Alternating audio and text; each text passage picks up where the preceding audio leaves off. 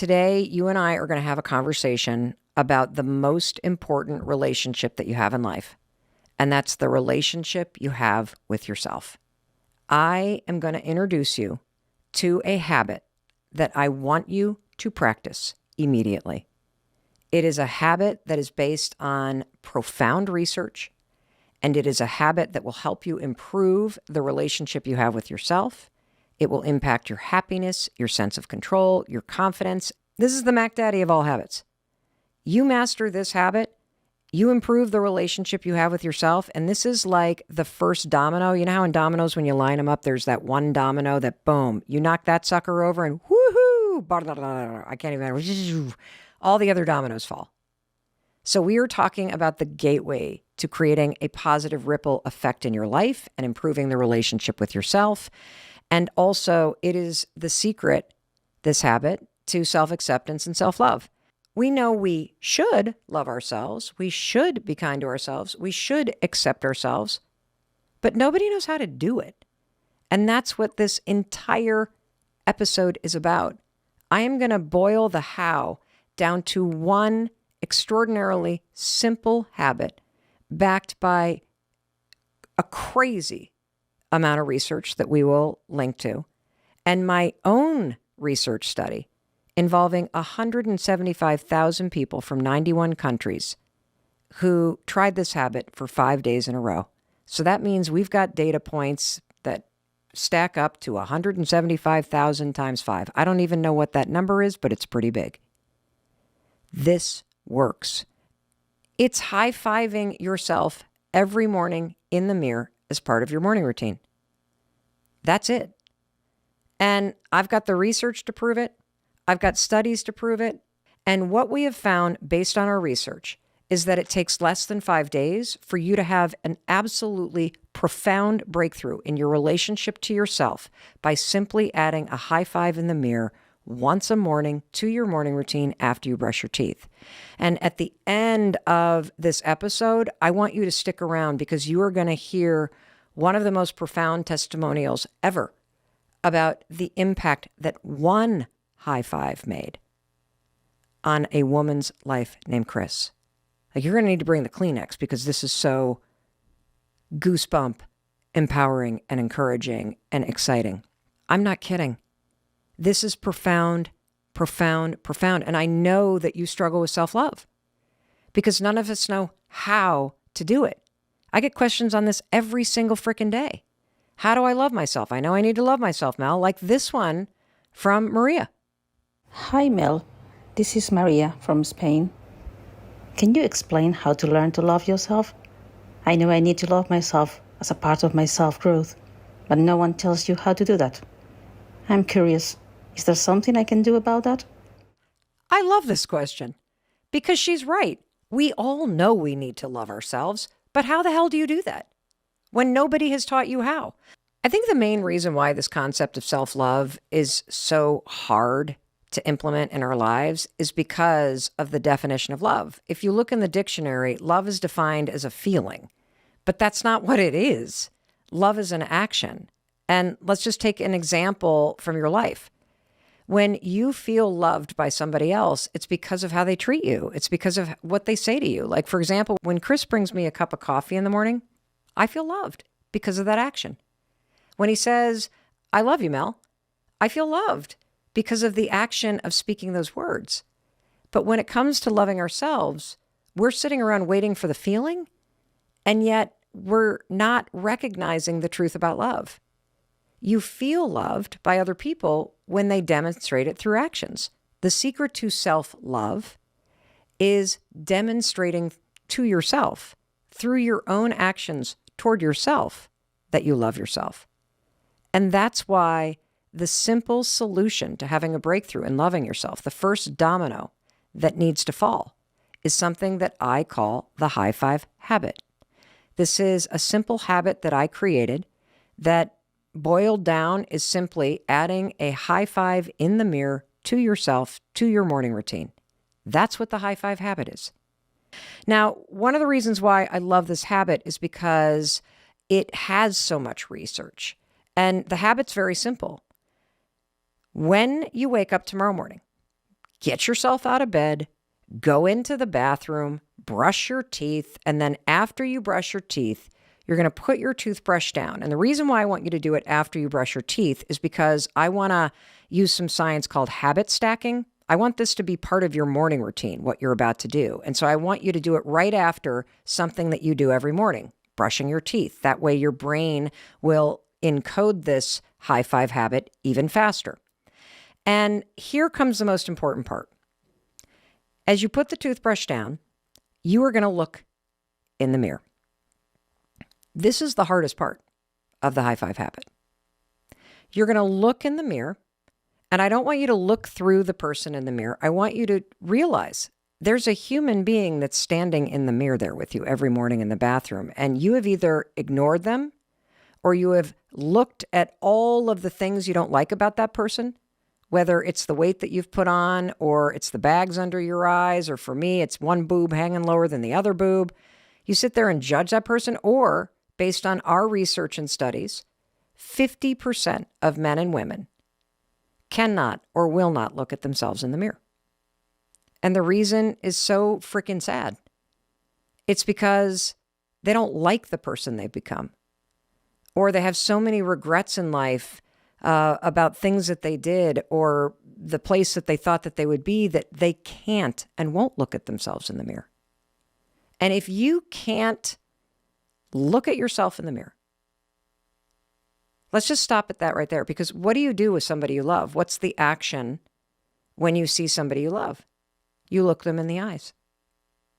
That gaze, eye to eye, gives you not only dopamine, but the oxytocin that is in your brain.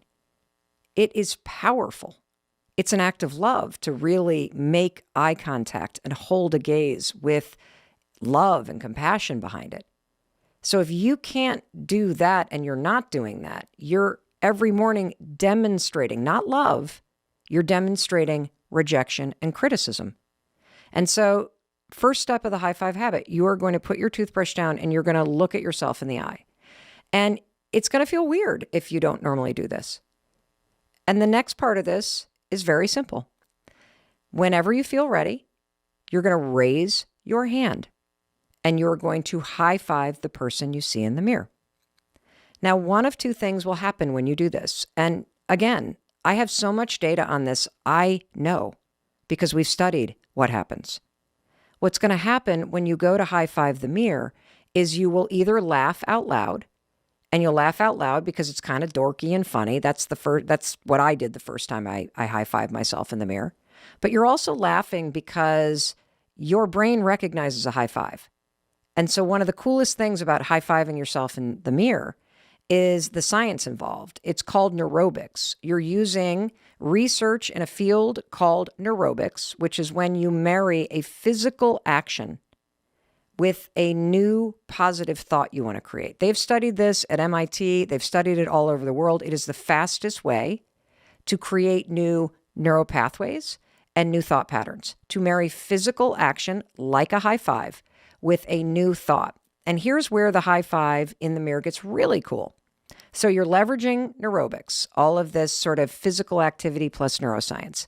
You're also getting the benefit of the release of dopamine. You're also getting the benefit of the fact that your brain and your body knows what a high five is, because you've been high fiving people your whole life, right? You've seen high fives in sports on television. You know exactly what a high five is. A high five is something that you give somebody, a physical action, when you're cheering for them, when you're encouraging them. A high five is something that you give to somebody when you're proud of them. Great shot. Good job on that test. And a high five is also something that you give to another human being whenever they need encouragement. So think about like standing on the side of a road race. You don't cross your arms and scowl at people. You high five people and cheer for them because you're trying to say, I see you. I see that this race is hard. Keep going. You got this. If you're on a sports team and you blow a play, when you come to the huddle, a high five from a coach or a teammate says, shake it off. I believe in you. Now get back in the game. And so what's so cool about this high five habit to yourself in the mirror is that a lifetime of positive programming neurologically already in your brain gets aimed right back at your reflection. And so you are physically demonstrating with this simple habit in less than 5 seconds every single morning that you, yes, you take actions that show that you believe in, you love, and you encourage the person in the mirror. Now, another reason why I love this habit is you don't have to think anything. All of the wiring that is already in your brain and in your nervous system, it does the work for you silently. As I mentioned, there is so much research, and we're going to just put dozens and dozens and dozens of studies. But I want to also point out that there are 2 studies that are really important. One of them was done with the NBA, and I'm just going to cut to the chase on this study. They wanted to know if there were any habits that winning teams had that the losing teams in the NBA didn't have in the preseason. And it turned out, after crunching all the data, and this has been verified by the Wall Street Journal too, beyond the study that these scientists did, that the top 4 teams in the NBA, in fact, do have a habit in the preseason that the losing teams do not. You want to know what that habit is? You guessed it. They have more high fives, fist bumps, pats on the back in the preseason among team members than any of the other teams. Why? Well, because a high five isn't just an action and a physical gesture that means nothing. A high five actually says, I am with you. It builds trust, it builds partnership, it builds belief, and you can build that back in yourself by adding the high five in the mirror every single morning as part of your morning routine. There was another study done with kids where they made a bunch of kids take these math tests, and these researchers wanted to know what's the best way to encourage someone through a challenging moment. And they found that it wasn't words of encouragement like, hey, you're a great student. It wasn't the growth mindset words like, hey, really admire how hard you're working. You want to know the single best way to motivate kids to do something challenging? It's to say nothing and to give them a high five. This was so profound that the researchers, and we'll link to this study, changed the name of the study to include the surprising power of a high five, the surprising motivational power of a high five. That's how exciting this is. And I think you can hear this because I stumbled onto this by mistake. I started high-fiving myself right after I had gotten fired, basically, from hosting my own talk show. And I needed to give myself like a pick-me-up. And I just instinctually one morning raised my hand and high-fived the mirror. And the immediate effect that I felt of the dopamine in my mind and the boost in my mood and this sense of, okay, I got it. I can do this. I can face this.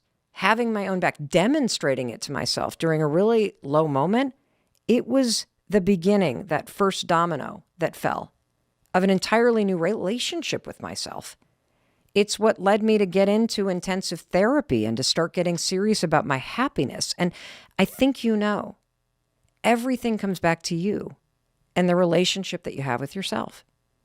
And so we're going to go deep on this because the relationship that you have with yourself is the single most important thing in the world.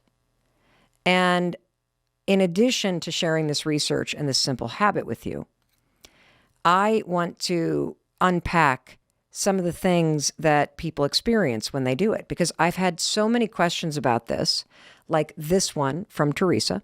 How do I stop beating myself up and forgive myself for my past mistakes? I can't believe how many years you waste beating yourself up for past mistakes. And the reason why we do that is we don't know how to forgive ourselves because we don't know how to accept ourselves. We don't know how to accept the failures, the regrets, the disappointments. We don't know how to accept, we don't know how to love ourselves through it. And that's where, honest to God, this simple habit of demonstrating it every morning in the mirror as part of your morning routine changes everything. And we got to take a short break for our sponsors, but don't you dare go anywhere because I have so much to share with you. And I'm going to invite my husband, Chris, to come and join us.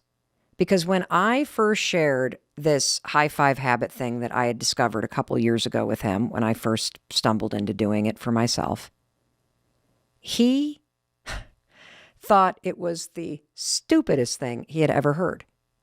And of course, because I'm relentless and annoying, I was like, but you got to do it for 5 days. You got to try it. You got to try.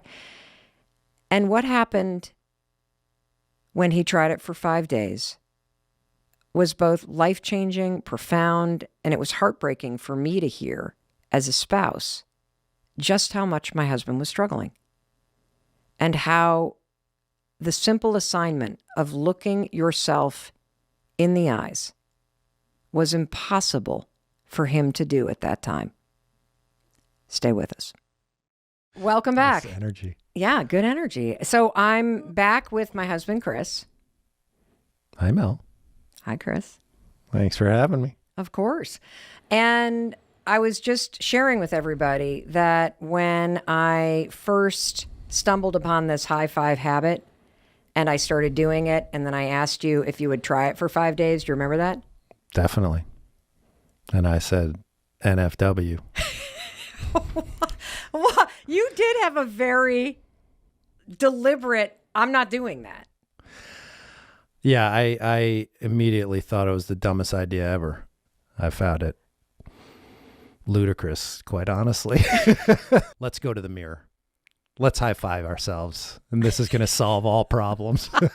Well, I'm not saying it's going to solve all problems, but I know based on the research and I know based on the testimonials of 175,000 people and the testimonials that roll in every single freaking day that are so profound that when you take on this habit, it has a shocking impact on your brain and how you see yourself and the person in the mirror. And that kicks open a door to an entirely new set of habits and an entirely new possibility. And, we're laughing, but when I kept pushing you, because I'm like, dude, you're my husband. I need you to try this. I want you to take the high five challenge. I want you to do this for 5 days. You shared with me something that I didn't know. And the real reason why you thought this was stupid, when you dug a little deeper, it was really sad. And honestly, it was scary to hear as your spouse. So would you share with everybody sort of the deeper insight as to why you kind of had that reaction? I think at the time I related to the idea of a high five to myself as being encouragement, like looking forward, the idea that you would high five yourself to inspire forward action. And yet I find that the power of that high five in the mirror is less your hand meeting the mirror and more your eyes meeting your eyes. And that's where the struggle was.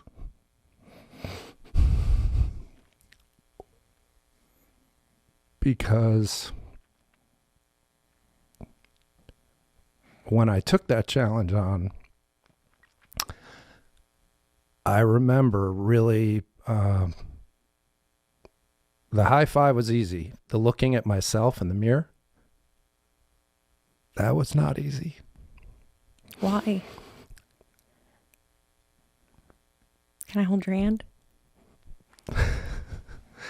I think it was not easy because there was so much reflection on the past. I was looking back. I was not seeing somebody that deserved a high five. I saw failure. I saw upset. I saw just not living up to the expectation that I think I had set for myself. And I'm sure that society's expectations were also influencing that. But just where I was at the time, I didn't feel like I deserved that high five. So I think that was probably the underlying reason why my reaction to the idea of doing it was, this is stupid. When the truth is that I was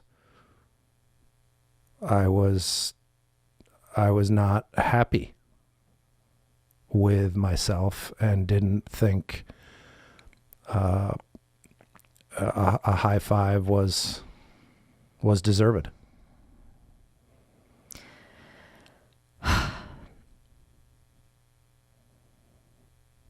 It's really hard to hear how long you felt that way about yourself.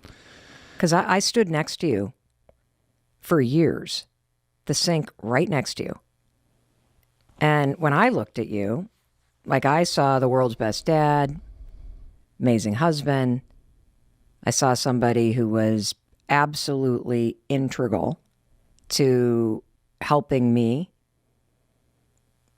build my business. I felt grateful for you. I didn't know you thought any of those things. You just kind of put on a smile and carried on. You were so sort of stoic about it. So can you explain, because I think that there's a lot of people, especially men, that really beat the hell out of themselves when their career doesn't go how they thought it was going to go, or they get laid off, or, you know, you become an entrepreneur, and entrepreneurship looks fucking glamorous. It's a bitch, especially in the restaurant business. And you had been an entrepreneur. So can you just share just a little bit of context for people so they understand like how long you would look in the mirror and see somebody that failed and why you felt that way? Oh, it had to have been 15 years anyway. 15 years? Oh yeah, no, I don't think it was just the unraveling of the restaurant business that was the beginning of that. I think that I'm not sure exactly when, but as you and I know, like looking back on my very colorful career, I am grateful today for all of the things that I did, but having moved through so many different roles and responsibilities and industries and companies and job changes, and I just never ever related to myself like I was succeeding in a professional sense. And I, of course, concluded that therein lies the source of my failure, because my job here is to be the provider, the proverbial provider, and to go, quote, make it happen. And so the discomfort with myself and my progress professionally was absolutely what I think dragged me down. And yeah, being an entrepreneur can seem glamorous. I would say that at the time when this whole thing and the High Five Challenge or the book came out, you and I we were in the throes of it. I mean, talk about just getting up and putting on your boots and just diving into the fire every day. There wasn't, at least just didn't seem like there was a moment to actually stop and acknowledge the good. And quite frankly, you weren't acknowledging me like that. You might have seen me as a good husband or father or, business partner, but those words weren't being shared between us. And so naturally, I didn't get that reinforcement verbally from you. But I also think that the being in the thick of it and running as fast and as hard as we were didn't, the idea of stopping and looking in the mirror and seeing myself truly for who I am and the good that I have done and acknowledging all the failures as being a source of powerful learning and all that stuff. Fuck that. Like I wasn't. And that's why I say, I think the hardest part was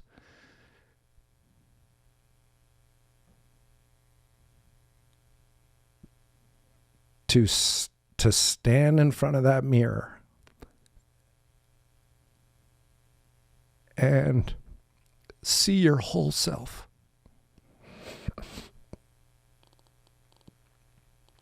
And for guys, I think that is, for many, borderline feels impossible. Because that's what we do. We just get up, put the boots on, and go, okay, Mel needs something, the wife needs something, the kids need something, The employer needs something. The dogs. Okay, let me jam in a quick workout. Maybe because maybe I'm thoughtful about what my mind, body, or spirit needs, but also something that I think is an afterthought for guys. And we put everybody but ourselves first. So the act of standing in front of a mirror and high-fiving yourself and looking yourself in the eyes and saying, I love you, outlandish concept. But hugely important. And it doesn't happen unless you're sort of willing to really stop and slow down and consider that you matter more than your wife, your kids, your employer, the rest of it. And I think that's part of what has, I think maybe over the years, dragged me down, was paying zero attention to me and paying all the attention, or so I felt, on everybody outside of me. And providing and trying to prove that you were successful and trying to earn money and live up to also your dad's expectations. Yeah, well, if you really want to go back to the root of it all, we could be here all day. But yes, certainly growing up with a father that did what he did and accomplished what he accomplished, and even just the basics of putting on a suit and tie and packing a briefcase and catching a train and working in a a high rise in Manhattan. All of those things were just visual cues of what I thought I should be doing. None of which, of course, played out, other than the occasional suit until ties and the rest of it flew out the window. But just, I wasn't being like my dad, which is what I thought I was supposed to be doing. Mm-hmm. So you get really emotional when you talk about looking at yourself in the mirror. And I want to hear you talk more about that, because I know that it's a bunch of things that come up for you, because you're not in that place that you were in, where you look in the mirror and see a failure. And you don't believe those things about yourself.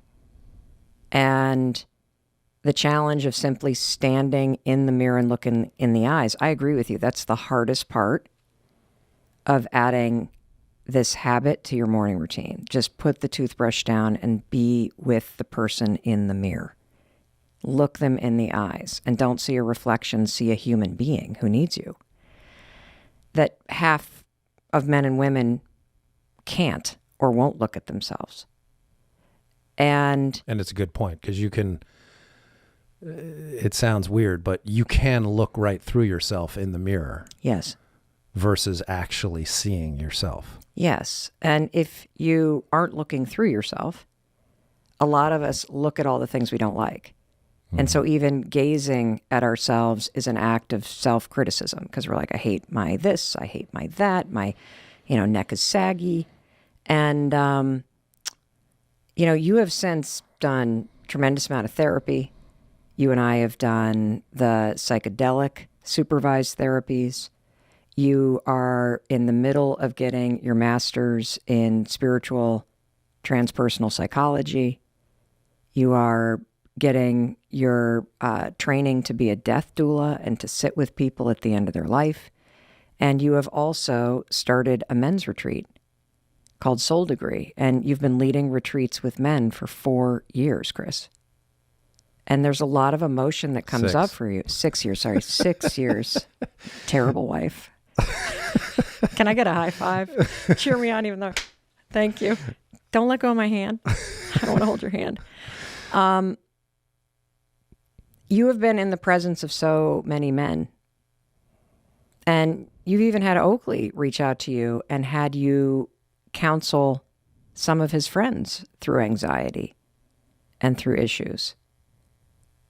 And I know there's a lot of emotion there. So, can you just speak to the men and the boys that may be listening, or to the people in their lives that love them, about what you've witnessed, about, the kind of coaching that you lead, the meditation circles that you lead, not like from what you want people to know about the importance of being able to look yourself in the mirror and learn how to take actions to truly support and love yourself, and that this is a very foreign concept for boys and men.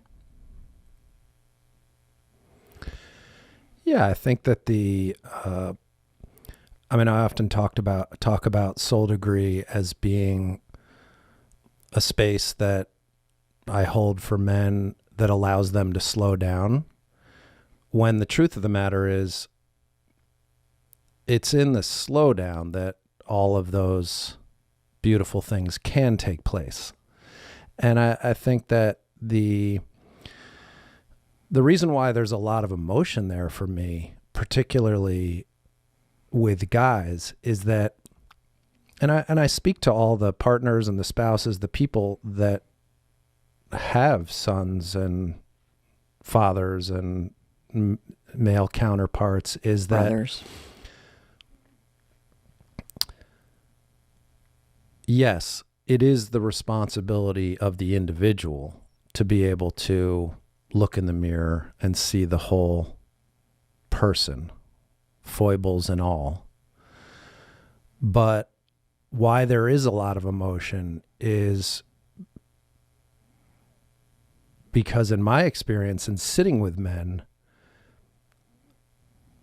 very rarely do men feel truly seen and heard. And that's not on an emotional level. So let's go back to the mirror and what you experienced when, for 5 days in a row, you made it a habit to stop at a time in your life where you still were beating the shit out of yourself and look yourself in the eyes and either say, I love you, which I know is one of your practices, to look yourself in the eyes in the mirror and say, I love you. But, to me, one of the powers of the high five habit is there's a lot of people that won't say, I love you. And so the physical action of giving the person in the mirror a high five demonstrates love. And so what did you experience for yourself personally in terms of the science working, the shift in how you started to see the person in the mirror? Well, transformation doesn't happen without repetition. Mm-hmm. And I think at one point, I don't remember if this is in the book, but the idea that there's so many mirrors out there in the world. I mean, you come across a mirror a dozen times a day, potentially. Yeah. And I tried that during the challenge. It wasn't just brush teeth in the morning one time. It was whenever I saw a mirror. And I think that's critically important, because this high five thing, this idea, it's not, I know you call it the high five habit, but it's one of those things that it almost feels elusive in terms of becoming habitual. And that's because next week or next year, some shit might go down, right, and you might do something, or something happens where you really feel immediately lousy about yourself. And so even though there may be some habit of you getting up saying, I love you, or high-fiving yourself, your life circumstance is going to get in the way. Right. Frequently. Correct. Just like with exercise or drinking your water or getting a good night's sleep. But when you come back to that moment, because for me personally, it's a moment of joining in with myself. It's a moment of partnership with myself. And you used to coach almost all the, teams that our kids played on when they were little, when they're really little. And as a coach, like if you think about when you high five a kid, it's either to congratulate them for something that they did, or It's to help them shake something off and know that there's somebody that believes in them and to get back out there into the game. And for me, whether it's the high five I give myself in the morning after I brush my teeth and the moment I take to look at myself in the mirror, or like you said, I don't always high five myself throughout the day when I see a mirror, but I'll tell you something. I look at myself differently. And I know you do too. And so the importance of this, because it is something that most of us don't do. I think we casually slip into the subconscious where we're beating ourselves up and we're on autopilot. And every time you pass a mirror, you have a chance to look yourself in the eyes and see a person that is worthy of celebrating, of cheering for, of believing in, simply because you're here. That to me is the power of this. What is the power of it for you?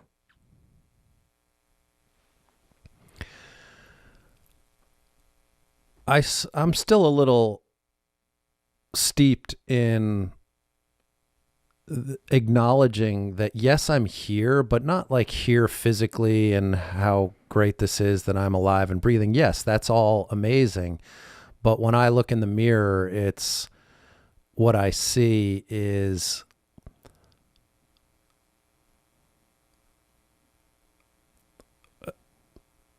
I guess I can see the age and the wisdom and the learning more. That I'm more grateful for that, for having been through what I've been through. And so the looking in the mirror and the acknowledging of myself, it's rarely like, okay, you got this, all right, your next meeting or your next whatever. Maybe okay. It should be. Maybe, but like I said, I look forward less than I do look back. Great. And today in the look back, there's more gratitude and appreciation and a willingness to high five those elements of me, which for so many years I hated. When you look in the mirror, can you describe the person you see today?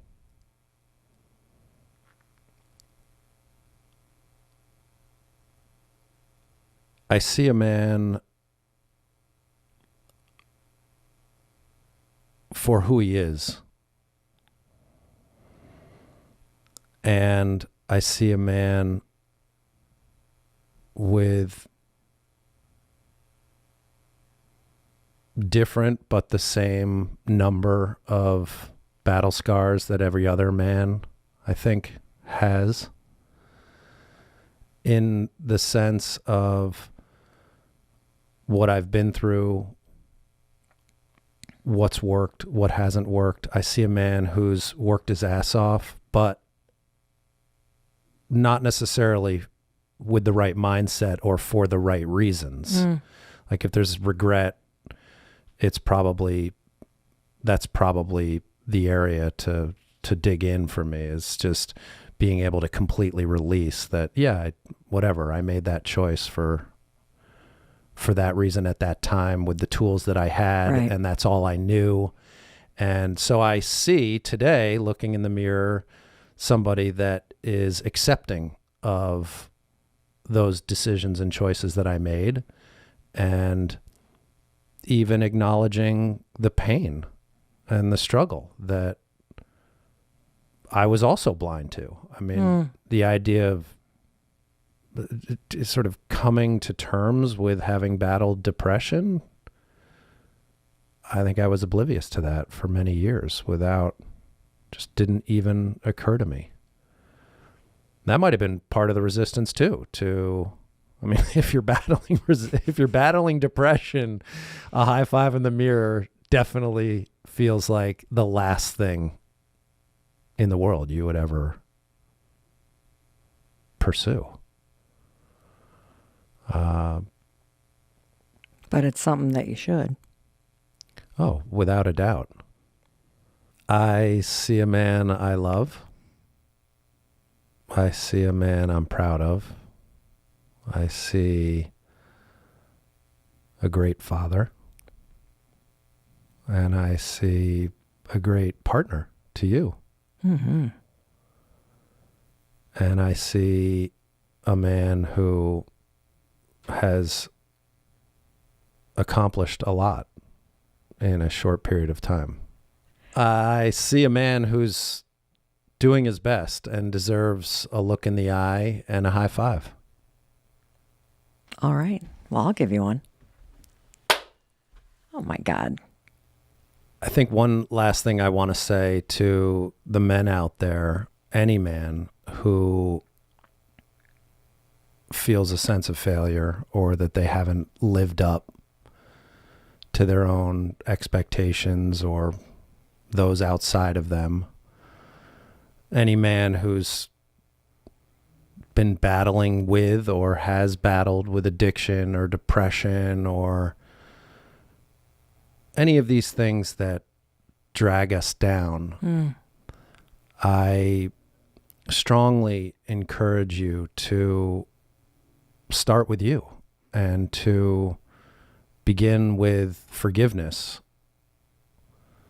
Not always so easy, but without a doubt, I know from my experience, not just me personally, but being in the company of lots of men, that we are all working our ass off to do the right thing.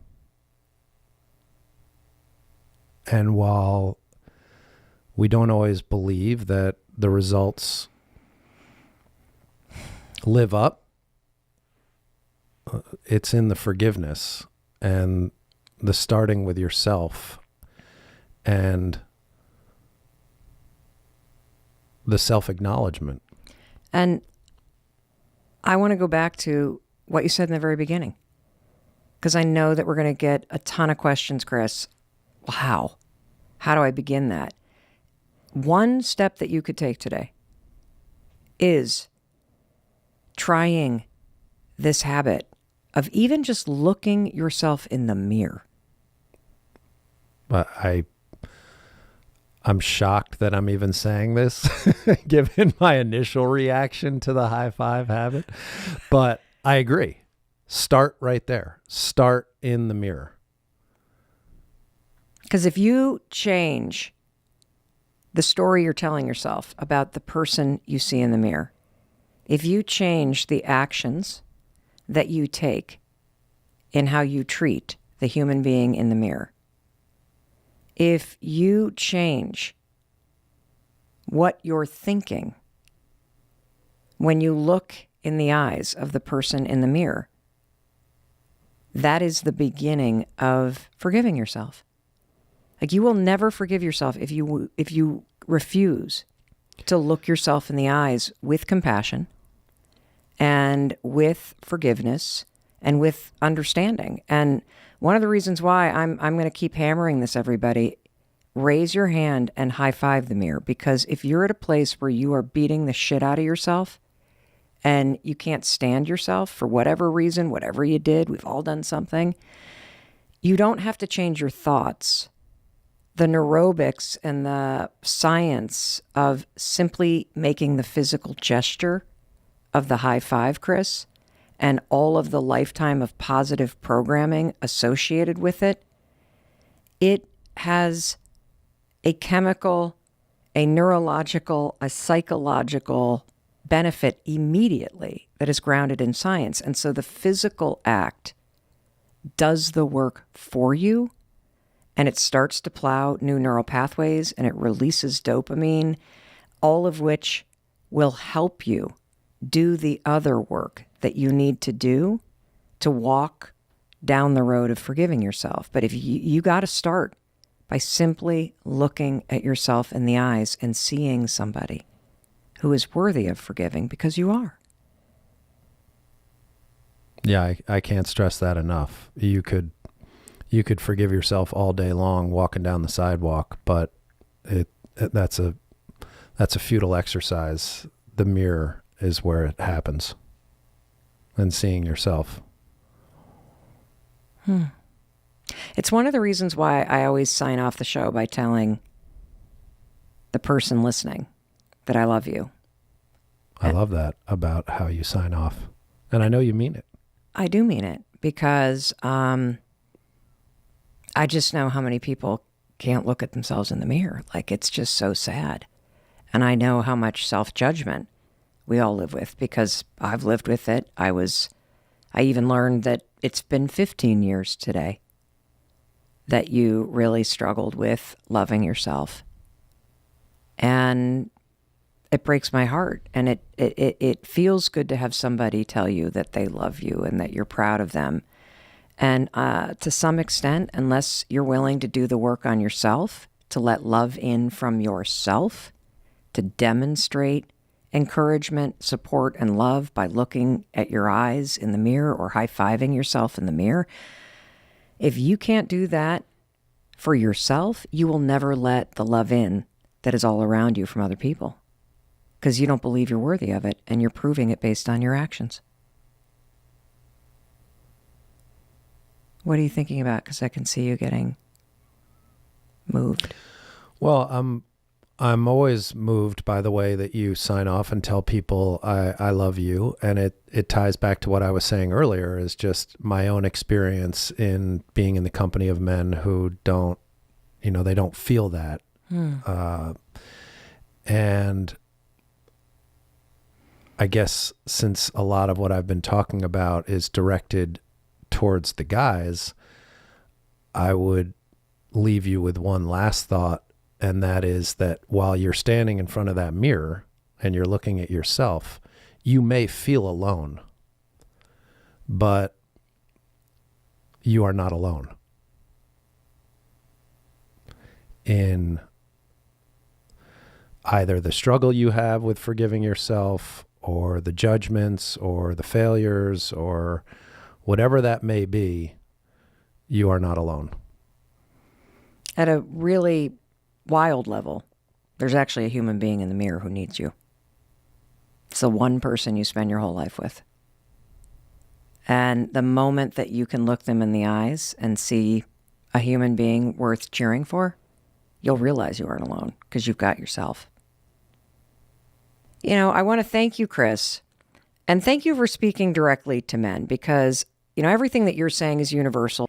And I do think it's important, though, for men and boys and people who identify as male, that you hear a male voice saying these things. It is critical that other men realize that your emotional health, your sense of self-esteem, self-awareness, self-love, and going back to the very beginning of what I said at the beginning of this episode today, is that I think we get self-love wrong, Chris, because we think love is a feeling. But the truth is, you only feel loved because of other people's actions. And when it comes to learning to love yourself, you have to start with the actions. Actions that demonstrate love. And when you are able to stand in front of a mirror and look yourself in the eyes, that's an act of love. When you're able to bring compassion and understanding to the person in the mirror, and you see somebody that's trying, and you see somebody that has regrets, and you see somebody who still has an incredible life to live and is worthy of love, that's an act of love.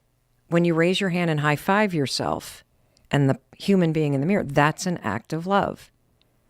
And so I love what you said, because so many of us know and wish that we felt better about ourselves. We wish we would stop beating the shit out of ourselves. We wish that we weren't in our own way. And all the research also shows that the most important habit that has the biggest impact on our lives is being kind to yourself. It's in the actions, everybody. And so I just love that you shared all that. And I love that you're here. And I love you. I find myself last year at a very low moment. I am standing in my bathroom. It's a moment I know every woman can relate to. There in my underwear. I'm looking in the mirror. And of course, I am picking myself apart. I'm like, I hate how I'm getting really jowly right here. And I don't like how I've got these like big lines that are starting. And then I notice, I've got this like indent right here that I don't like. And I don't like these like kind of marks right here that go this way on my neck. I've covered them up with foundation. I never even realized. Yeah. And then this boob hangs lower than the other boob. And I'm just picking myself apart because that's what I've been doing for the past 4 decades. That's what almost all women and even men do it too. This is what I'm finding based on the research of the book. And then as soon as my mind is negative about my appearance, my mind goes negative about my day. Oh, God, I forgot to text Lisa back.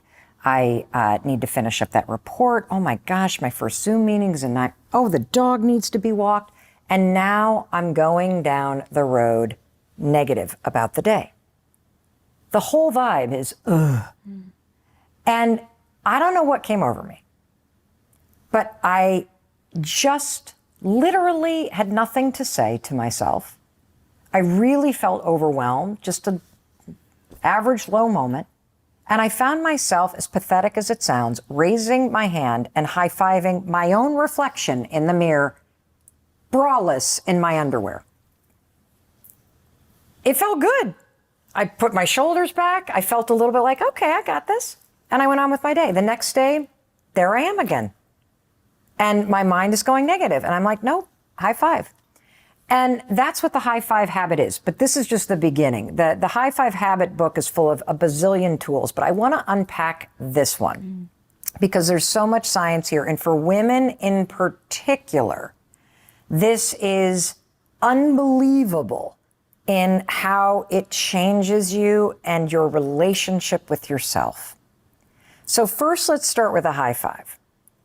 Think about when in your life you have either given or received high fives.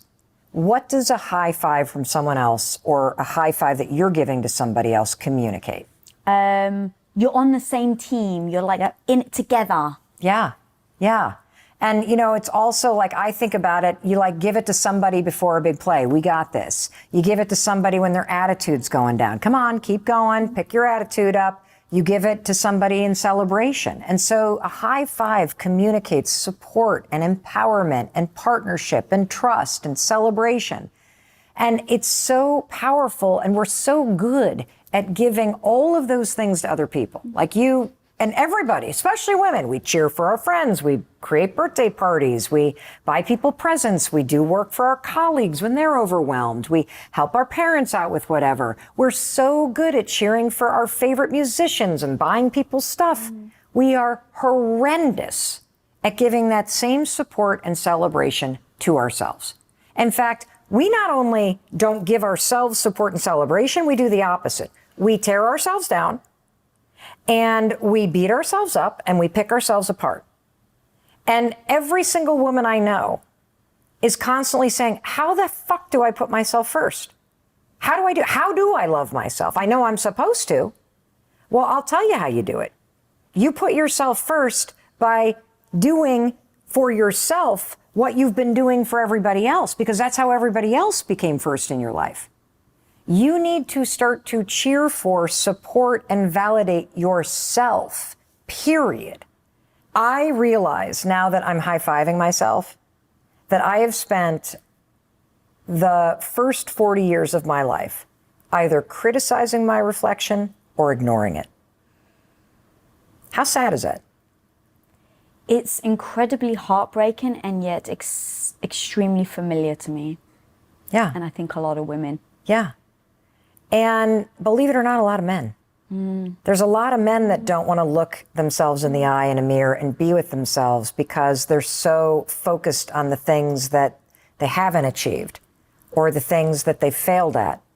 And so they're ignoring themselves. They're not being with themselves. And so first things first, when you take a moment in the morning to just stand in front of the mirror and be with yourself, and then you raise your hand in a gesture that you have always associated with celebration, support, belief, and empowerment with other people, there's a number of things that happen that can be proven by research. First things first, this is research out of Harvard. It's recent.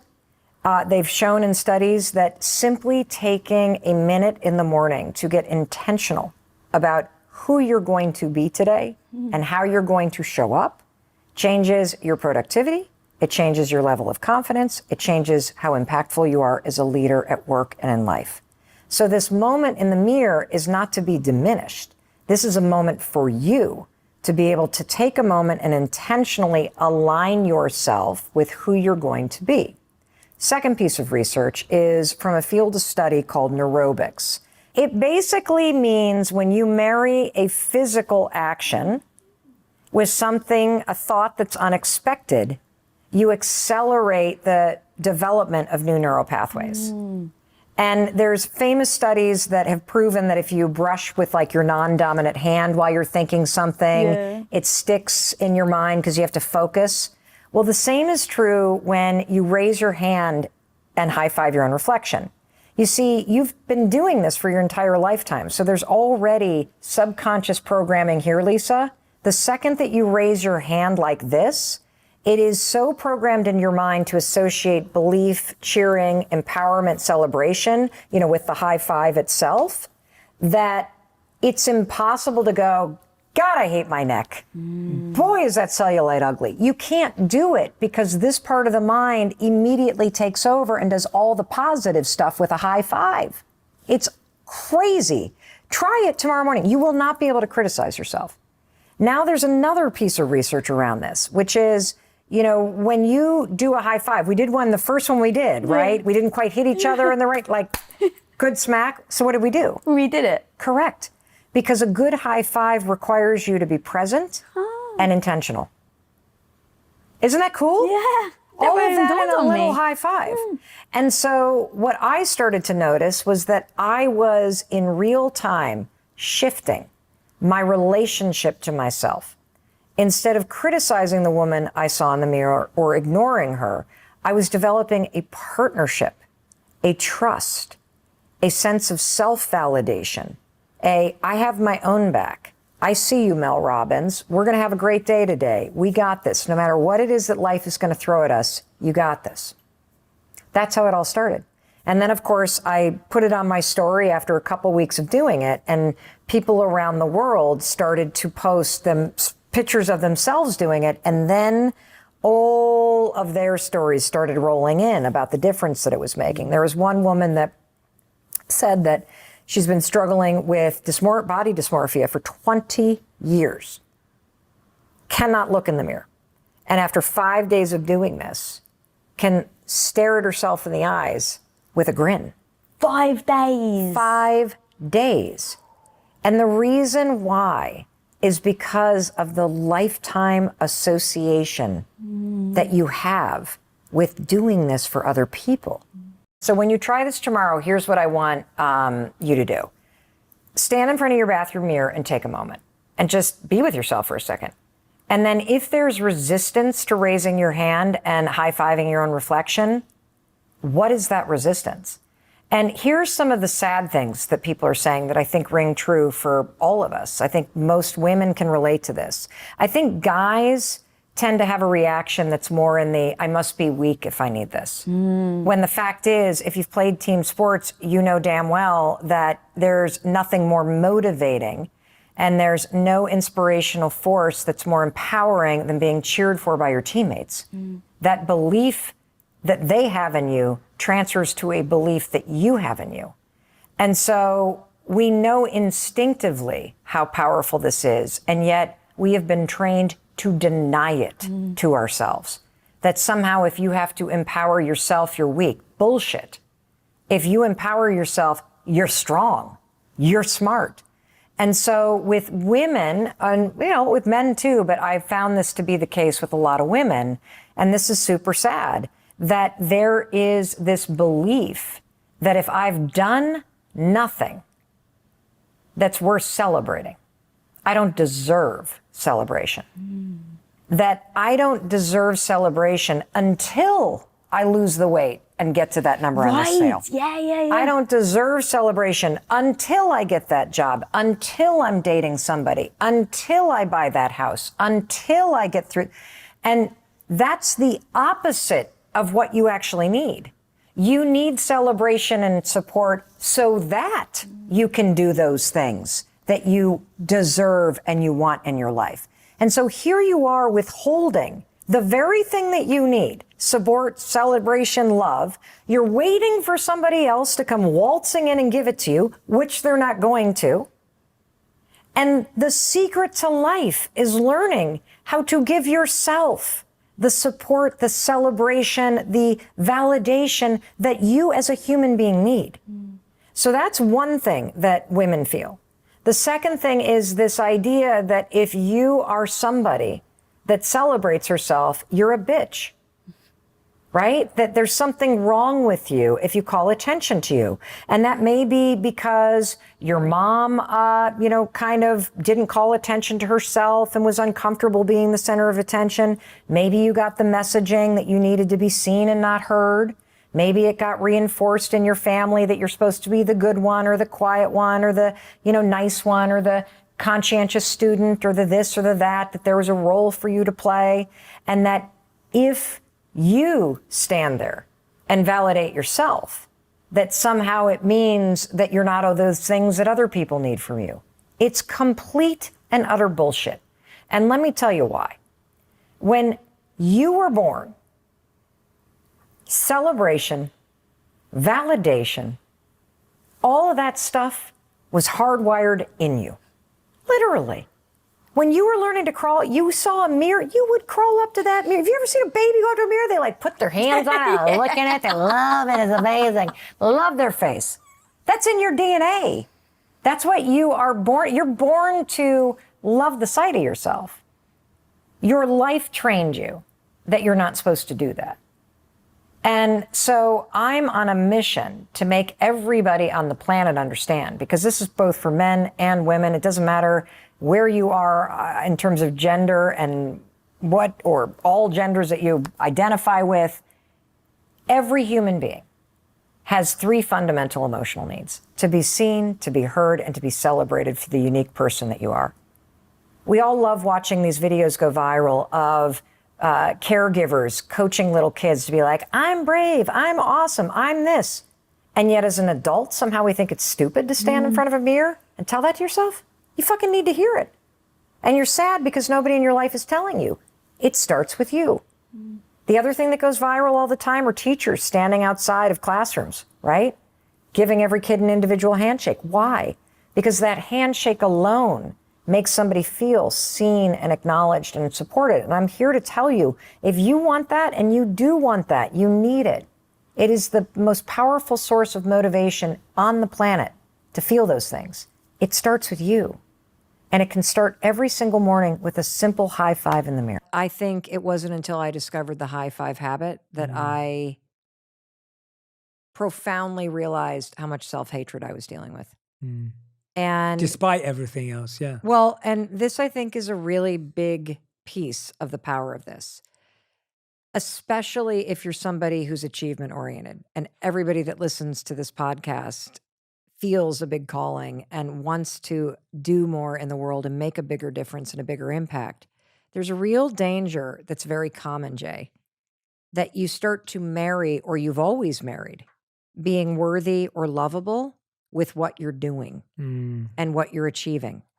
And it works both ways in terms of if you don't have the number on the scale, it means, again, the dust on the mirror. You are not worthy because you haven't achieved it yet. And for those of us that have achieved some things that we've set out to do, what happens is you find that as soon as you achieve the thing, you actually need to do something else. Bigger, better, because it was a thing that you achieved that made you lovable or worthy. And the real trick, and this is everything, is being able to know and feel in your bones that you are lovable and worthy just because you're breathing. And that was a huge breakthrough for me. Yeah. And so, no, I never celebrated because I think I was so married to this idea that unless I'm doing or winning or achieving, and it happens so subtly when you're little because you start to get so much positive praise when you get a good grade or when you do something at school or when you make your mates laugh or whatever it might be, that you start to go, oh, That's what love feels like. Oh, if I do that. And so you outsource love and validation to outside things. And I'm here to tell you, we all got to learn how to bring it back home and anchor the validation and love that you need where you are right now every single day. And it's only in discovering this that I had to confront just how much I was beating myself up, just how much I was tearing myself down, and how I was chasing these things. Because what I actually wanted was to feel loved. Like if you ask yourself, okay, great, you want to make $1 million. Why? There's a feeling that you're looking for from that. And if you can start to work on bringing that feeling into your day-to-day life for yourself, it changes the way that you go about achieving things. Like I didn't even enjoy half the stuff that I did because I was constantly maniacally focused on the things that weren't working rather than the 100 things that were. And the same is true with everybody's day. You don't even know the number of amazing things you do every day. You feed the dog, high five. You got the kids to school, high five. You read 10 pages of the book, high five. You said a nice thing to a stranger, high five. You got something done at work, high five. You got through 70% of your inbox, high five.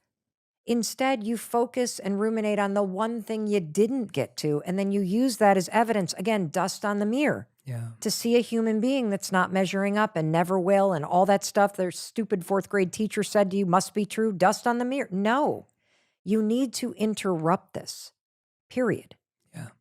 That is so, so powerful. Everything you just said, I was just nodding along thinking, this is so true. I saw a video recently from a good friend of mine, Jason Goldberg, and he was talking about a study at the Olympics where people who win bronze are happier than those who win silver.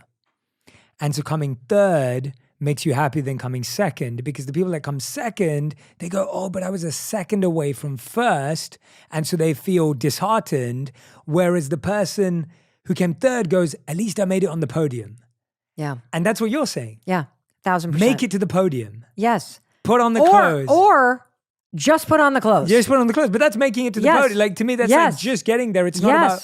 And actually what you really hit something when you were saying that about celebration for me. It's not just about celebration, it's about what we celebrate in our lives. So when we celebrate our birthday, we're celebrating life. When you're celebrating an achievement, you're still celebrating a thing. Yes. And so celebrating life, when you're celebrating your breath, when you're celebrating your life force, your energy, your soul, the ability to love, the ability to be kind, the ability to have relational exchanges like we're having right now, that's what you celebrate. Because if you only celebrate things, now you're waiting for the next thing. And I actually learned that completely from my wife, Radhi, whether it was consciously or unconsciously. She didn't even know what she was doing. This was totally all in my own head. But I realized that every time I reached a new external peak or a new thing, I expected to receive more love from her.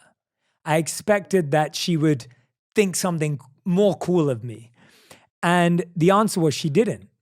She loved me the same. And I would always wonder, why does she not love me for this? Like, how does she not respect me? How does she not feel it differently? I mean, look what I'm doing. Look what I've achieved. And when I kept working with that thought, and I reflect deeply, and I love breaking down my own thoughts and figuring it out, and I really get stuck in there, I realized that my wife loves me for my life and who I am, not what I do. Yes. And so she unintentionally trained me and taught me to disconnect my value from what I do to who I am, which is what she loves me for. And I realized that was so much more beautiful and so much more powerful and so much more meaningful to be loved for who I am than what I do and achieve. Yes, and here's now an even bigger thing. Please. You already do this, but as you're listening to Jay and I want you to actually grasp how profound it would be if you could feel that way about yourself. If you could always just look in the mirror and see a human being that's trying and that's worthy of a high five, and a human being that failed and okay, we're going to brush it off and that's worthy of a high five. Somebody who is running the marathon of life that you are going to celebrate every step of the way. And, you know, I also want to take this and flip this in the opposite, because I think this is where people really get mucked up. This happened in my own marriage. And it's only a recent discovery between Chris and I. And that is that we had the opposite thing happen, Jay. So when Chris and his best friend went into the restaurant business and they poured 7 years into it and gave it their go, and at the end of the day, they sold it, for pennies on the dollar to the next investor, and they did not return the profit that they had hoped they would return to their investors. Now, what was interesting about watching this all go down is that our best friend, who was Chris's partner, was able to leave the experience and go, okay, entrepreneurship. I'm so proud of us. We put in so much work. We built something amazing. We had an incredible brand. We were incredible leaders. Da, da, da, da, da, da. Did we return the profit? No. But that's not everything in life. Mm-hmm. And he moved on. My husband could not. He literally said, because I didn't achieve, because I failed, I am a failure who is not worthy of love. And for 7 years, he has walked into a bathroom with the dust that has said, I am a failure. And so as you have been looking for, why doesn't she love me more? Somebody who fails goes, how can you still love me? Mm-hmm. And it's only until, it doesn't matter how much I love the guy, it doesn't matter how much I build him up. And, I'm so proud of everything that he's done and all the stuff that Chris is doing. And he's had a massive breakthrough in this. And part of it is through the high five habit because of the resistance. But I can't do that. Look at the failure that I've been. Mm-hmm. If you don't love yourself, you won't allow somebody else to love you. Yeah.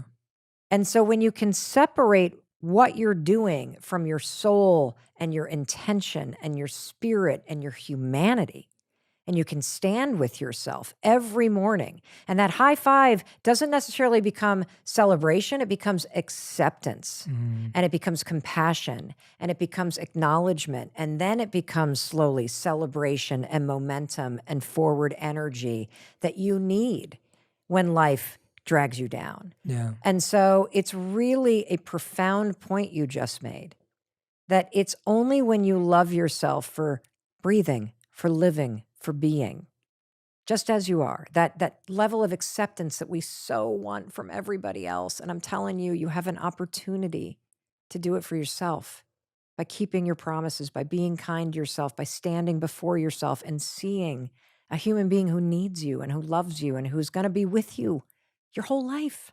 Yeah, I can't stress that enough. You could forgive yourself all day long walking down the sidewalk, but that's a futile exercise. The mirror is where it happens, and seeing yourself. It's one of the reasons why I always sign off the show by telling the person listening that I love you. I love that about how you sign off. And I know you mean it.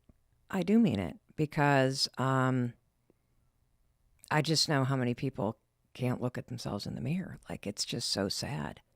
And I know how much self-judgment we all live with because I've lived with it. I even learned that it's been 15 years today that you really struggled with loving yourself.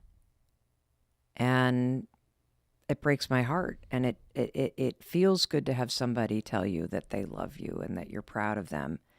And to some extent, unless you're willing to do the work on yourself, to let love in from yourself, to demonstrate encouragement, support, and love by looking at your eyes in the mirror or high-fiving yourself in the mirror, if you can't do that for yourself, you will never let the love in that is all around you from other people.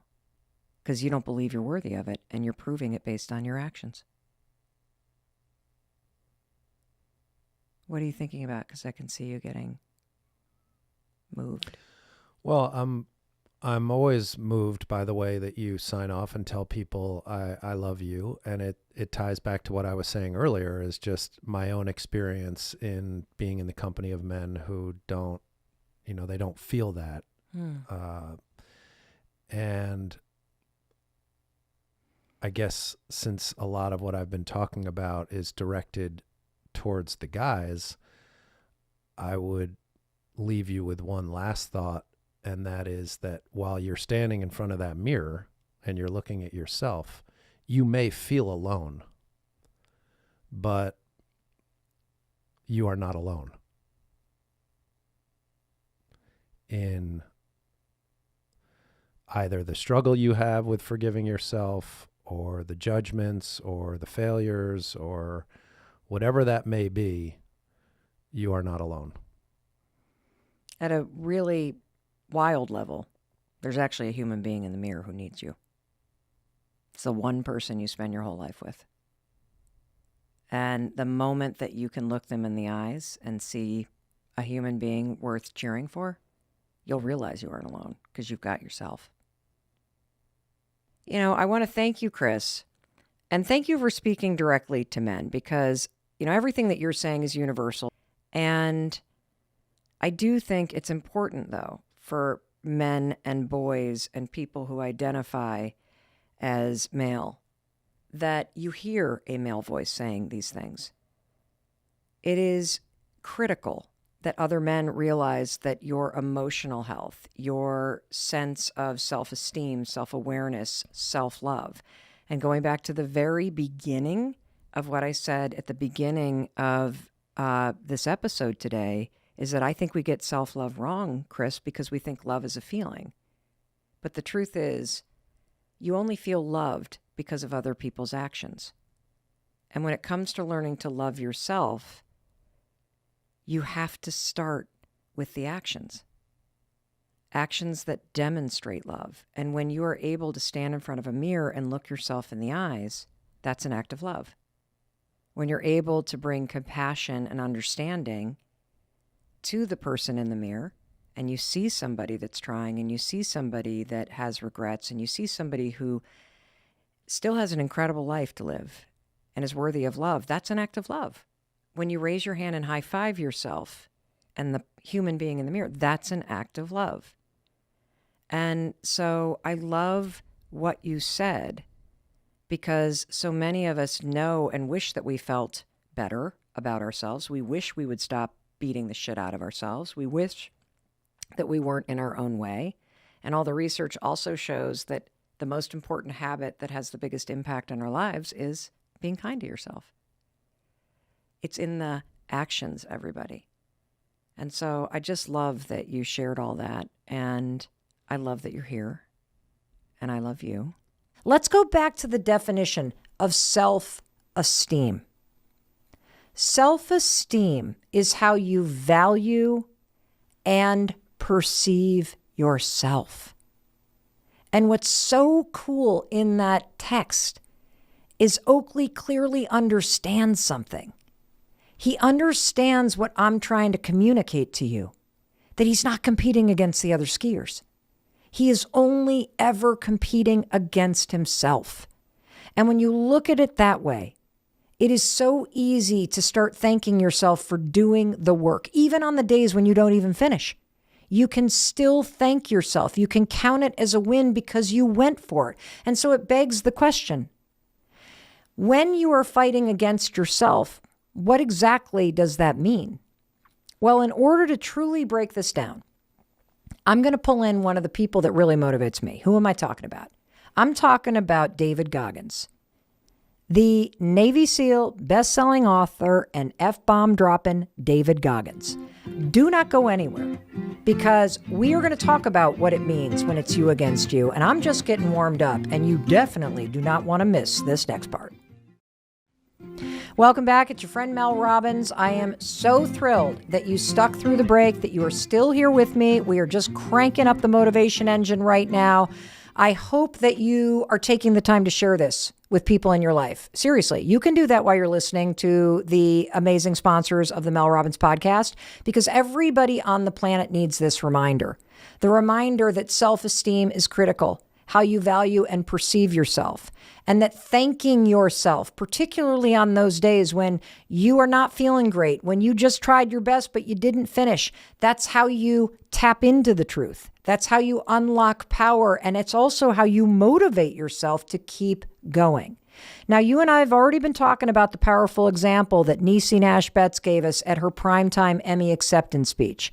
And once I heard that speech, I thought, I got to tell you. And the very next morning, I hop on the treadmill. This was over the weekend. I put on my headphones. I turn on this interview, and I'm listening to somebody I love, and that's David Goggins. Now, David Goggins, Navy SEAL, best-selling author, and he's doing this interview with someone else I listen to. You might listen to him too, Stanford professor, Andrew Huberman. I freaking love David Goggins because of everybody that I know in the personal development, life optimization, research, science space. I think David's message is the closest to what I'm trying to convey to you every time we talk. And look, I'm not a Navy SEAL.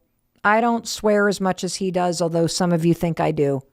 But his message is always about action, that you cannot sit around and wait to feel like it, that there is always some level of resistance or friction or suckiness or pain in the way between you and the things that you need to do in order to change your life, in order to reach your potential.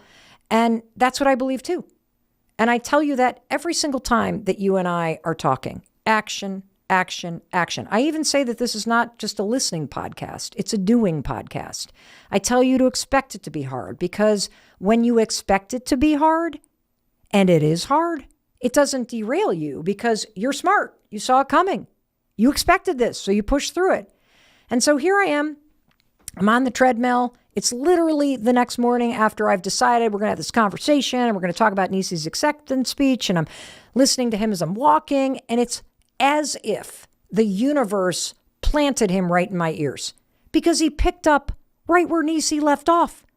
Nisi was talking about believing in yourself, that you got to just spoon feed that stuff to yourself, that you got to thank yourself for doing the work. But it begs the question, how do you believe in yourself? Well, the answer's simple. You have to act as if you believe in yourself, even when you don't. What does that mean, Mel? It means you have to get out the door and start that walk before you feel motivated to get out the door and start that walk. It means you have to quit drinking before you actually feel like or want to. It means you have to apply for that job or apply to the school, even though you're not sure you're going to get accepted. The action comes before the belief. It's the action that creates it.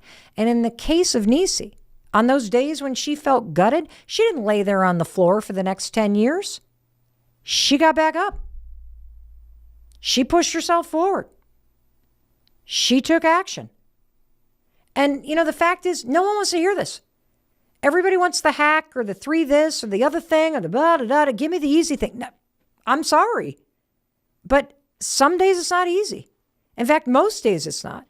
And the reason why it's not going to be easy is because every single day there will be at least one moment when you feel self-doubt or you feel friction. That stuff is always going to be there. You got to learn how to push through those temporary emotions. You got to learn how to pick yourself back up and slowly keep going and moving forward. That's how you spoon feed belief in yourself. Thinking will not create belief in yourself. So let's go back to David Goggins. Here I am on the treadmill, walking. And he's talking in this interview about the fact that every day is a battle. That's why whenever you see David Goggins on social media, he's usually doing one of those running videos. He drops about 15 F-bombs every 60 seconds. But here's what everybody gets wrong. He's not swearing at you. He's swearing at himself. And if you don't know his story, it's freaking incredible. You have to listen to his audiobook. David Goggins, before he was a Navy SEAL, check this out. The guy was 300 pounds. He was an exterminator in Indiana. He had suffered extreme childhood abuse and trauma. He's basically illiterate because of his learning disabilities. He's terrified of water, but deep down inside, as a 300-pound exterminator, terrified of water, you want to know what his dream was? He wanted to become a Navy SEAL. And the long and the short of it is, you got to listen to his audiobook. He did what seems impossible. he decided he was going to do it. And he not only lost the weight in the amount of time, which was a crazy amount of time for him to lose the weight, to make the weight requirement to even be allowed to get into the training. He passed the written test, and then he went through the BUD/S Navy SEAL training. Not once, failed. Not twice, failed. But 3 freaking times until he passed. I mean, unfreaking believable story. It will motivate you unlike any other story will motivate you. And what you see on the outside, or when you listen to him, is you see this drive and you're just like, oh my God, like this guy must have been born with motivation and discipline and the mindset and all this stuff. And he's like, no way. No freaking way. I battle for this every single day. And he said this thing in the interview. He was talking about how you cultivate self-belief and self-doubt. And this part of the interview comes up and, they kind of joke, and it's not really funny, but it's true. He said, there's a cure for alcoholism.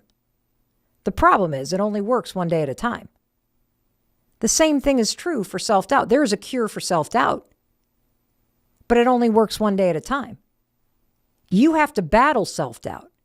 The cure is your actions. You prove your self-doubt wrong every single day. And so I want to share with you one of my favorite moments from this interview. There's no hacks, bro.